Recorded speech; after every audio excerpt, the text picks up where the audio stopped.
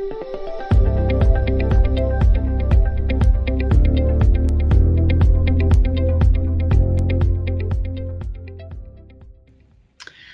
everyone to today's discussion on legacy access to email in the event of a disaster.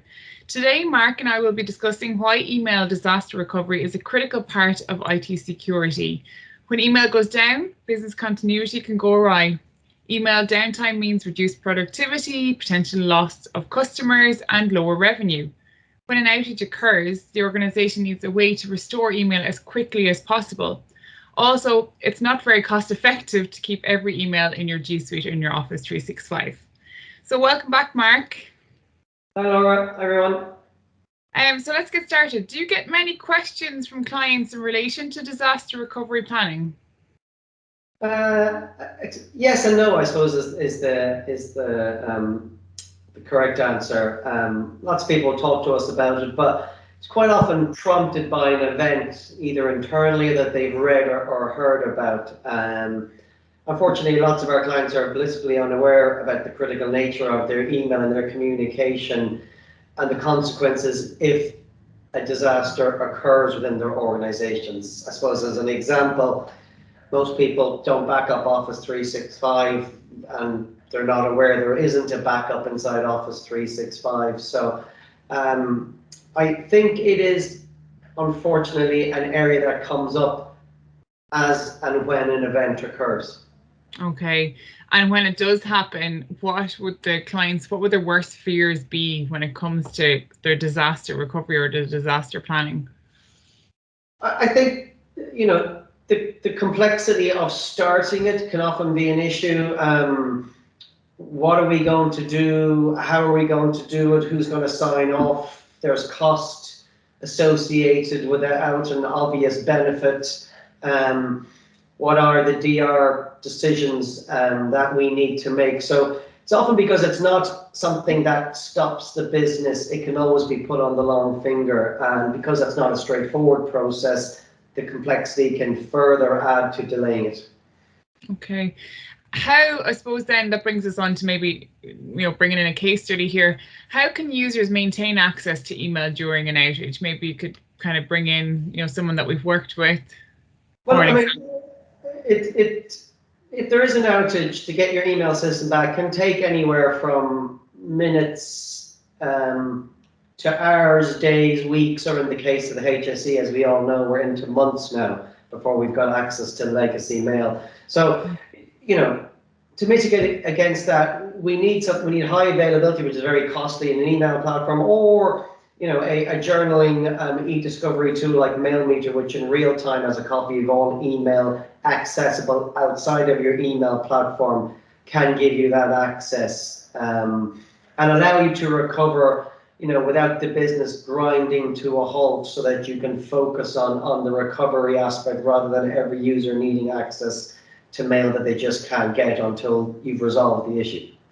Okay, and then going back to maybe kind of I suppose taking a real life case, what, for someone that's using a platform like MailMeter, what are the benefits of email continuity for a client?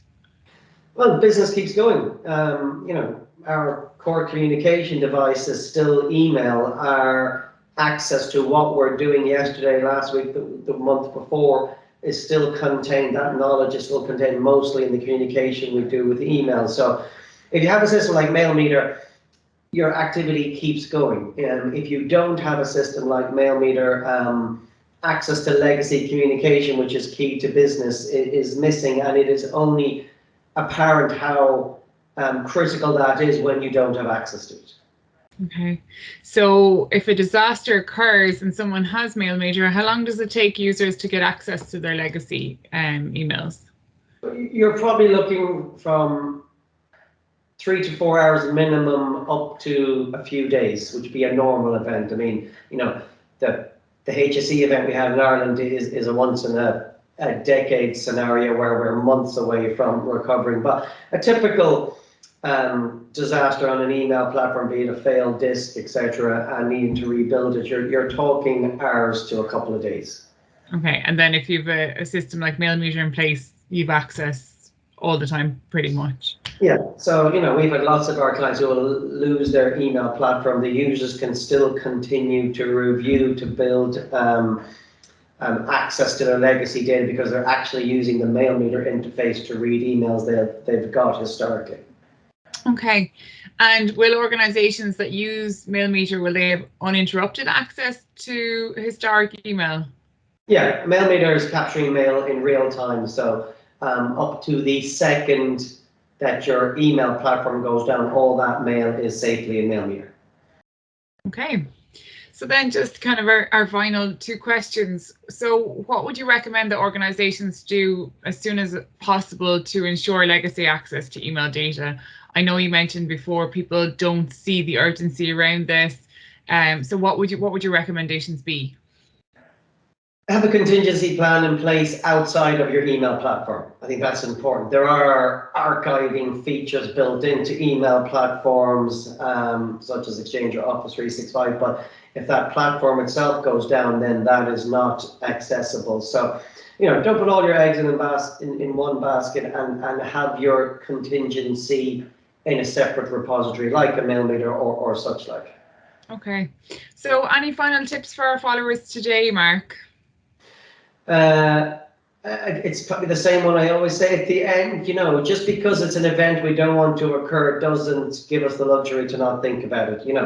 Bad things can happen, so we need to prepare for that. I mean, if we take the two health organizations in Ireland, HSE didn't have an archiving solution or an e-discovery solution, so we're 2 months down the line with no legacy access to mail. I mean, I couldn't function with our clients if I didn't have access to the communication over the last decade. Whereas the Department of Health do have Mailmeter, we're in the same scenario, but users had uninterrupted access to mail while they were recovering their system. Okay, well, thanks again, Mark, for today's series. No problem, you're welcome. For anyone that's looking for more information, you can visit our website on www.waterfordtechnologies.com. If you have a question that you would like answered or a topic for our next session, just pop it in the comments below, or you can fill out the form on our website. All right. Thanks again, Mark. Thanks, guys. See you, Laura.